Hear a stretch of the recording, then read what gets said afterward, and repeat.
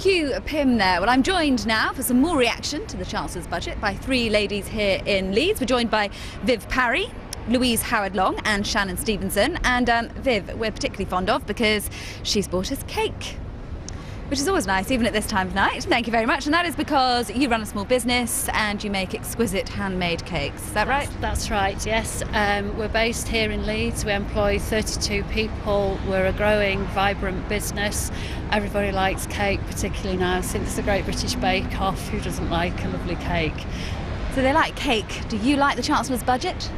I like elements of the Chancellor's budget. Yeah, I'd say overall it is a good budget for business. I'm delighted that he's continuing the Seed Enterprise Investment Scheme, which is a massive positive. The challenges for a small business growing are access to finance and access to information about that finance.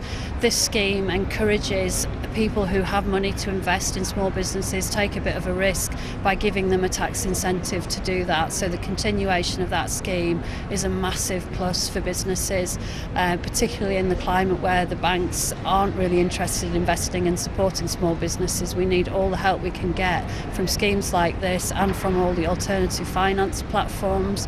I also understand the government's going to take a consultation process to encourage the banks to work more closely with the alternative finance platforms, which will be a massive plus. The more access to finance there is, the more growth there'll be. We have all the great ideas, we've got all the energy, we just need access to the finance. Okay, hopefully we'll have time to discuss that a little further in a moment. First though, let's bring in Louise and Shannon, because you are a hairdresser, Louise. You run your own hairdressing salon here in Leeds, and Shannon works with you, is that right?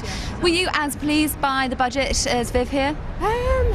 It's nice. There's a couple of things that are okay, supporting apprenticeships, all the rest of that, but really when it comes down to it, there's not. We would have loved some help with business rates. We would have dreamed of a cut in VAT because it hits our industry especially hard, but we haven't got that. Really, it could have been a lot more exciting and a lot more profitable for us as a very small business. Okay, and Shannon, I imagine you'll agree with that, will you? I don't know, I'm not putting words into your mouth, but could it have been a bit more exciting? Yeah, because I don't really know about it that much, to be honest. So, I think if they took an interest in everything, then that would be a lot better. Yeah, if they looked at every business rather than just I don't know. Big business. But you're 19, is that right? Yeah. So you're quite young, very young to people like me. What would you say to the Chancellor? What would you like to see from his budget? We hear so much about how difficult it is for young people these days to get jobs. You're in employment, you're doing really well, but what would you say to him? It is really difficult for young people especially to get jobs.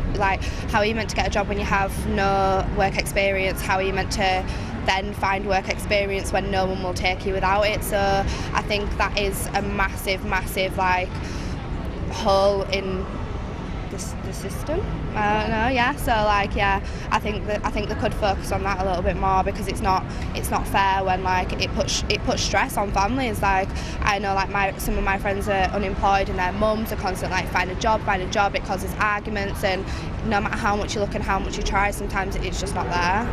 Okay, Shannon, thanks very much. And Viv, just back to you for a final thought. You sort of said you welcome this, he's directing people to alternative finance. Is that not a bit of a cop-out? Shouldn't the Chancellor be doing more directly for people rather than just signposting something else? I think there's enough energy and entrepreneurial spirit in the alternative finance platforms that the government have got no choice but to kind of actually go on the back of that. I think if they tried to set up something now, it would fail because it's already in process. People who've been frustrated with not being able to raise money have had to go there, and the momentum is already there, so the banks really need to just step on the back of that. Okay, Viv, thanks very much indeed. Thank you very much, ladies. And I should say that actually we get to keep the cake. It's not just a prop. So with that, I will hand you back to Clive in London. Clive. Well, you're the lucky one.